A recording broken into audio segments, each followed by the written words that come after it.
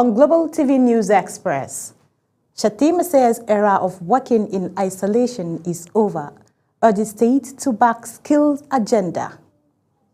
In business, 7,000 Kano residents benefit from Ganduje's distribution initiative. On the foreign scene, police fire tear gas as thousands protest Nepal's social media ban. And in sport, Haruna stamps into World Table Tennis Champions Macau List 16. Hello and welcome to all our viewers in Nigeria and around the world to News Express on Global Television. Coming to you live from the nation's capital, Abuja. I am Sadia Yakubu. A quick reminder that Global Television is on DSTV channels 365 and StarTimes channels 276. Vice President Kashim Shettima has called for stronger collaboration among federal, state and private sector stakeholders to drive the Tinubu administration's skills acquisition agenda, declaring that the era of working in isolation is over. Speaking at the 7th meeting of the National Council of Skills held at the Presidential Villa in Abuja, the Vice President said government skill revolution is a central pillar of President Bola Tinubu's renewed hope agenda, which prioritizes human capital, development and job creation. In a statement issued by Senior Special Assistant to the President on Media and Communications, Office of the Vice President Sterling Umocha, Shettima said, the skills renovation is one of the covenants that the administration has entered into with Nigerian people. The federal government has publicized Nigeria's new tax reform laws in the official gazette following President Bola Tinubu's ascent on June 26.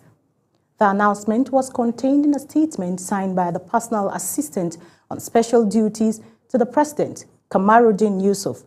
The reforms introduce 4 legislations: the Nigerian Tax Act 2025, Nigerian Tax Administration Act 2025, Nigerian Revenue Service Established Act 2025, and Joint Revenue Board Establishment Act 2025.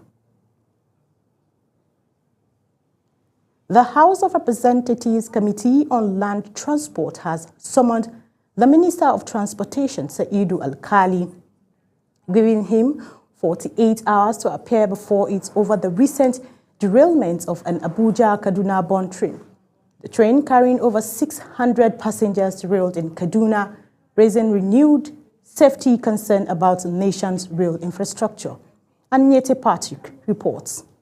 The committee, which convened an investigative hearing, expressed displeasure at the minister's absence.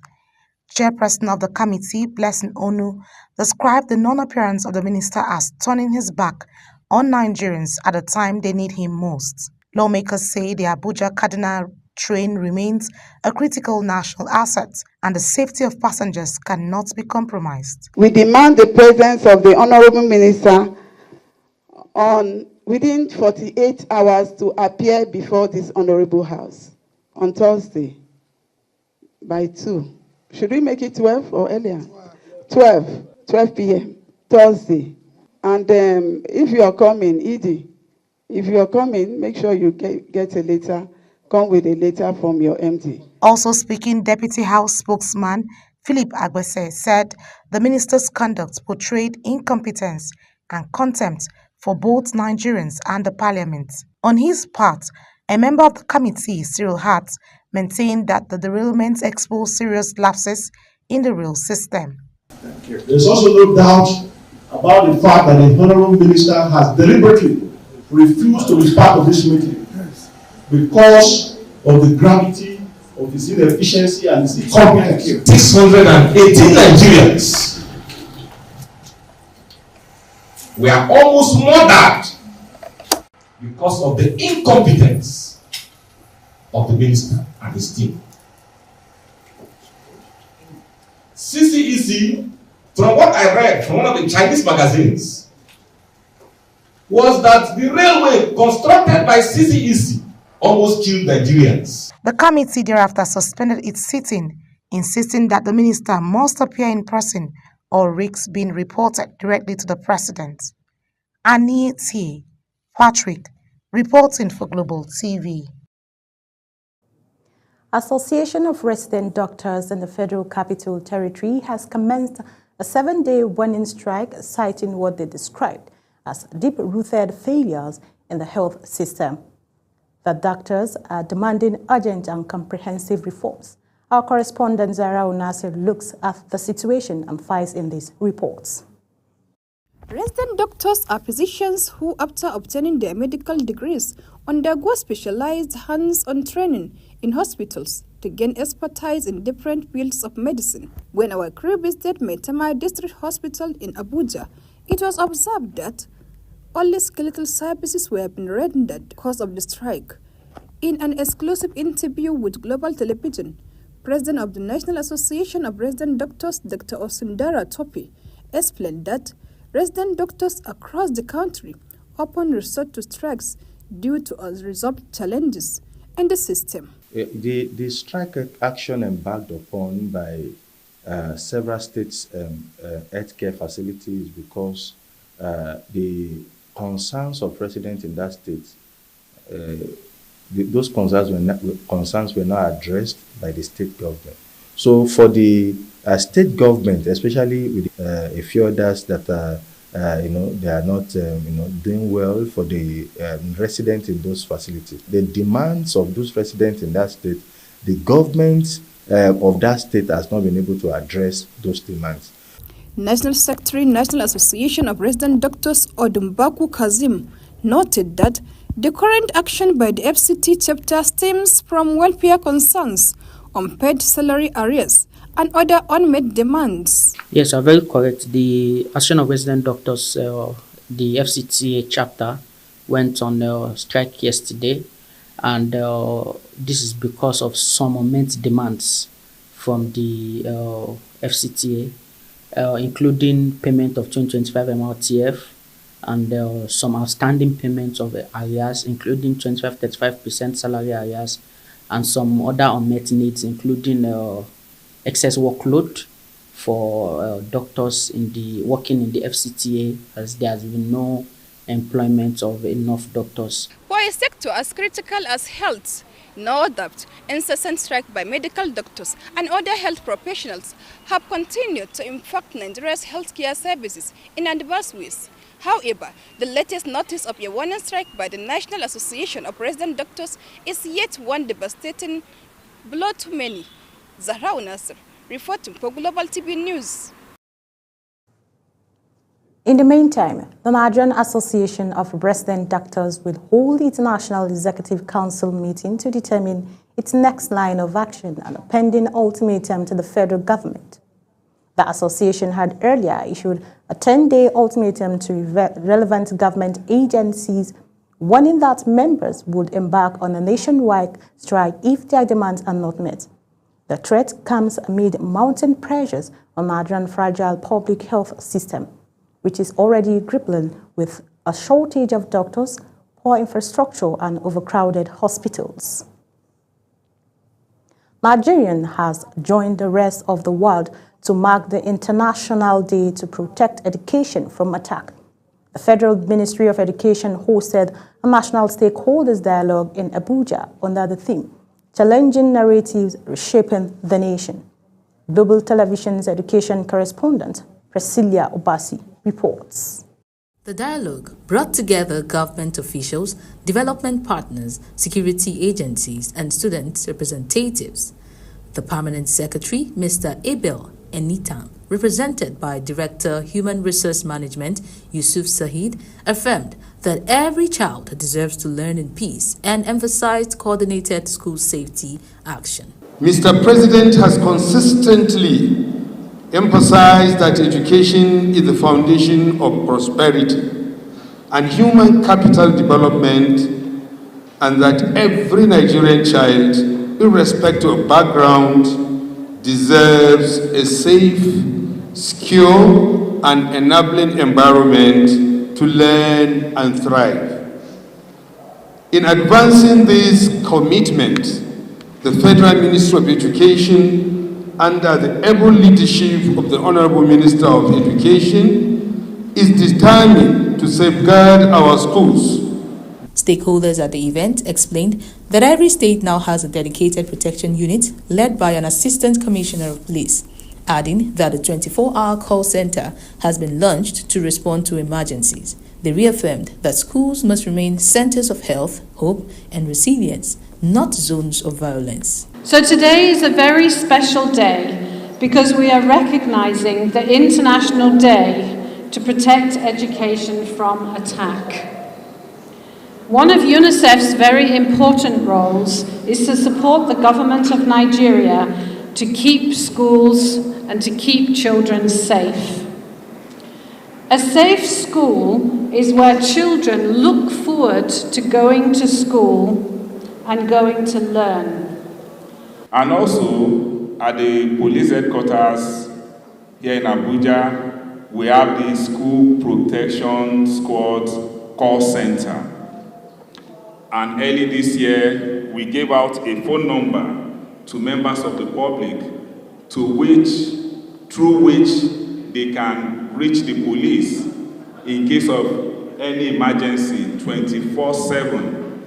And the phone number is 080-7735-7777. The high point of the event was different presentations from the students. With security still affecting classrooms in parts of the country, the event ended with a collective call to safeguard Nigeria's future through safe learning spaces. Priscilla Obasi, Global Television News, Abuja.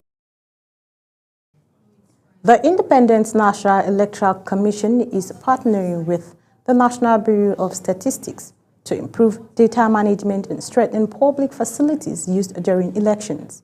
Statistician General of the Federation, Adeyemi Adeniran, disclosed this in Abuja during a courtesy call on the INEC chairman, Professor Mahmoud Yakubu. And Nete Patrick reports. Statistician General Adeyemi Adeniran said the collaboration will make electoral data more accessible and user-friendly.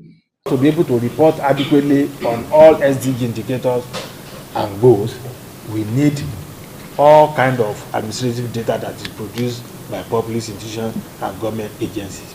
So this is why we are here today, to meet with INEC management and the chairman to see how we can collaborate together to ensure that we have data produced by INEC in our database and make it available for public use. INEC Chairman Professor Mahmoud Yakubu in response says the partnership is coming at the right time. He notes that while INEC manages Nigeria's largest database of eligible voters, the NBS warehouses the widest range of national statistics. Yakubu explained that beyond elections, which occur once every 4 years, the Commission's network of polling units and collation centers could help improve public services if better maintained. He therefore called for regular reports on the state of facilities like schools that double as polling stations, many of which lack electricity, water, and access for people with disabilities. As clearly stated by the Statistician General, today's meeting focuses on how the NBS can leverage on INEC's network of locations for electoral services for the benefit of citizens beyond elections, which only happen once in 4 years or as the need arises. Both agencies pledged to use the partnership to strengthen democracy, enhance governance, and ensure reliable data drives development across Nigeria. Nete Patrick, reporting for Global TV. In a different development, Ijaw and Yoruba ethnic nationalities of Warri Federal Constituency are demanding the immediate release of the Independent National Electoral Commission's final report on the Supreme Court-ordered fresh delineation of electoral wards and polling units in their area. This demand was made known to the Commission through its spokesperson, David Reje, during a staged protest at INEC headquarters in Abuja. Anete Patrick reports. Groups say using the old arrangement for the ongoing continuous voter registration exercise undermines the judgment of the Apex Court and risks disenfranchising their people in future elections. They staged a protest at INEC headquarters in Abuja, insisting they would not relent until their political rights were fully restored. INEC should immediately release and implement the report painstakingly embarked upon by stakeholders. In response, INEC National Commissioner Professor Abdullahi Zuru assured the protesters that the commission remains committed to implementing the Supreme Court directive. He pledged that their concerns will be addressed to ensure all eligible voters in Warri Federal Constituency are not denied participation in the electoral process. You have raised issues. These issues will be looked at and then we'll get back to you. All I'm saying that we appreciate or will continue to appreciate that the participation at the local government level, people are registering. When we devolve, the issues would be resolved. And the coming days will reveal whether INEC's promise translates into action that guarantees credible participation for all in Warri Federal Constituency. Aniete Patrick, reporting for Global TV. Karu residents in the Federal Capital Territory has expressed joy following the approval of the reconstruction and expansion of Karu Road by the federal government under the Federal Capital Territory Administration. The project aligned with the federal government vision to boost infrastructure across FCT satellite towns and improved the living conditions of residents. Kabir Hassan was there for Global Television.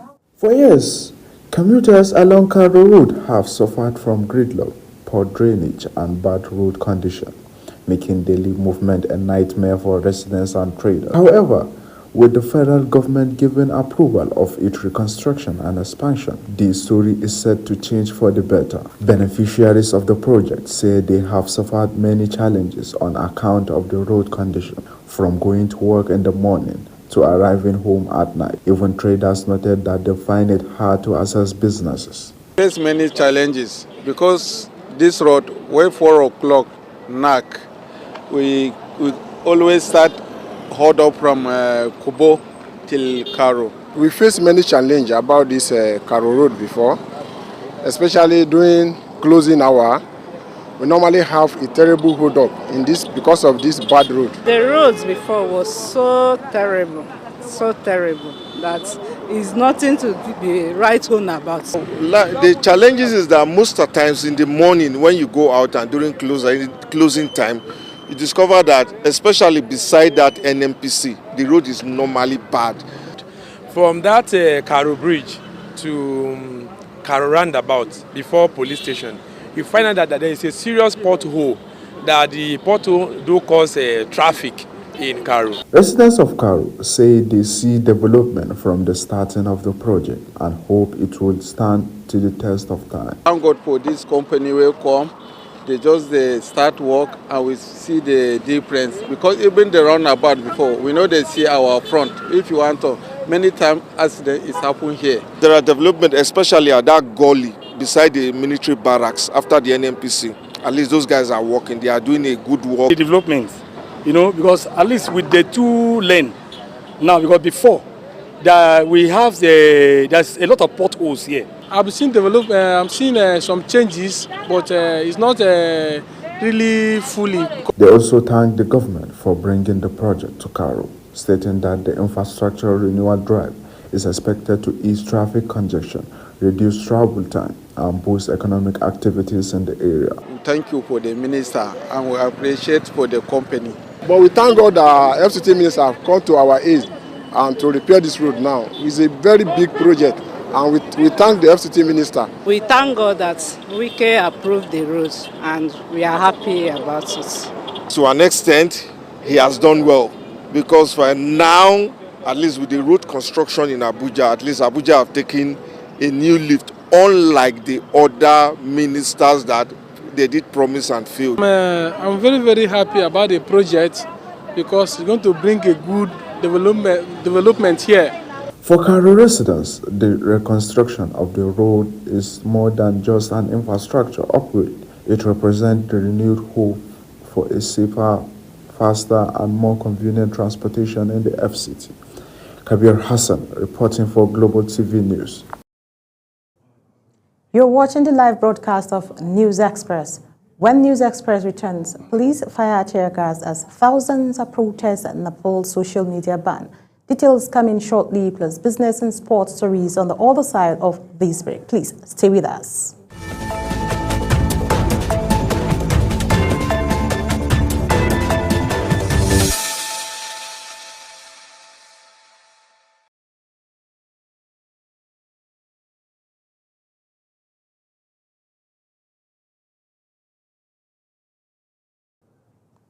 Welcome back. Business news. Director General of Debt Management Office, Patience Oniha, says a reliance on external loans exposes economies to exchange rate risk and financing pressures.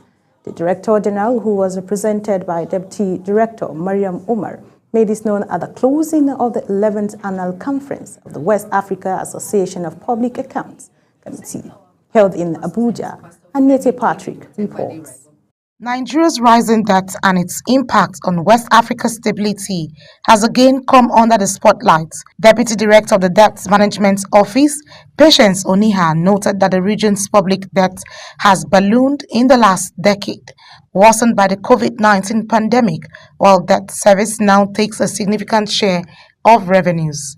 She listed Nigeria, Ghana, Cote d'Ivoire, and Senegal as the top borrowers. The debt service cost, which I mentioned earlier, as a result of the global interest rate hike, because the tightening of the monetary policy has led to increase in the cost of borrowing, especially from the domestic sources. Also, there's weak domestic capacity. There's data gaps. Nigeria's Auditor General for the Federation, Shaka Chira, disclosed that the country's debt stock stood at over 143 trillion naira as of December 2024, made up of both external and domestic components. He said performance audits are underway to ensure funds are put to productive use. As at 31st December 2024, not audited yet, the public debts of the Federation stood at 143.5 trillion, and out of it, external component of the public debt, 68.8 trillion. Former lawmaker Nicholas Osai, NUJ-FCT chairperson Grace Ike, and others stressed the importance of legislative oversight, media accountability, and sustainable debt management. Today, you do debt servicing by 70% of your revenue, so how much is left to do infrastructures? Sometimes there was a time in this country we're borrowing to pay recurrent expenditure. That's not supposed to be. Borrow to pay recurrent expenditure. At that time, our revenues, 98% was used in servicing debt. There's need for monitoring and investigative collaboration. We all know investigative journalism is not an easy thing. There's money, funds needs to go in. So we need to also devote time and another platform where we have journalists that will be trained, when it comes to undercover journalism, reporting of that management and public account. At the end of the deliberations, participants underscore physical discipline, economic diversification, and stronger oversight as critical to preventing debt from undermining growth and stability in the region. Annette Patrick, reporting for Global TV.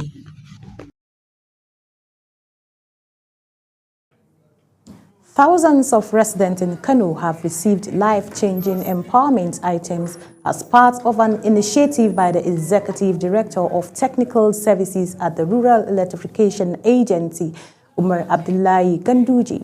He said the effort is aimed at boosting self-reliance and improving livelihoods within the state. Global Television correspondent Mukhtar Qasim reports.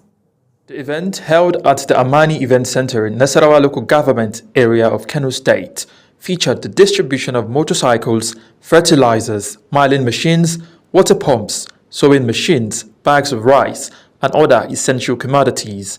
Abba Ganduji explained that the initiative was designed to promote self-reliance among party members, boost morale, and support daily livelihoods. He emphasized that the empowerment drive would be sustained, building on similar interventions he had carried out in the past. But for the first time, we are having a very high-ranking attendance of personalities. So we are very happy, we are very impressed, and this energizes us to even try and do more. And Sardauna, please, I would like to use this opportunity to also request your presence in future such launchings we are going to have. As a 3-time member, we know this is one of your secrets, empowering the people in your constituents. So we'll continue to aspire to do such programs. So also like to thank every single person, ladies and gentlemen. Thank you very much. The son of the former governor of Kano State also called on residents to support President Bola Ahmed Tinubu's administration to ensure greater dividends of democracy for the people. He urged beneficiaries to put the items to good use in order to achieve self-sufficiency and improve their livelihoods. With this gesture, Abba Ganduje reaffirmed his commitment to grassroots development and empowerment across Kano State. Mukhtar Kasim, reporting for Global TV News. And in sports, Qadir Haruna has made a powerful start to his World Table Tennis Champions Macau 2025 campaign with a strategic game victory over China's Jung in the men's single round of 32 on Tuesday. The world number 26, who has endured a difficult run of form in recent months, was in commanding mood at the Macau East Asian Games Dome as he brushed aside the wild card entry. 11 goes to 3, 11 goes to 8, 11 goes to 8. Haruna won 33 points overall compared to Hung in 19 converting on his own, several 14 on his opponents. As Global Television News Express comes to an end, here is a recap of our top stories. Vice President Kashim Shettima has called for stronger collaboration among federal, state and private sector stakeholders to drive the Tinubu administration's skilled acquisition agenda, declaring that era of working in isolation is over. In business, thousands of residents in Kano have received life-changing empowerment items as part of an initiative by the Executive Director of Technical Services at the Rural Electrification Agency, Umar Abdullahi Ganduje. And on foreign scene, the International Criminal Court has heard disturbing stories of atrocities allegedly committed by Joseph Kony's Lord Resistance Army in Uganda.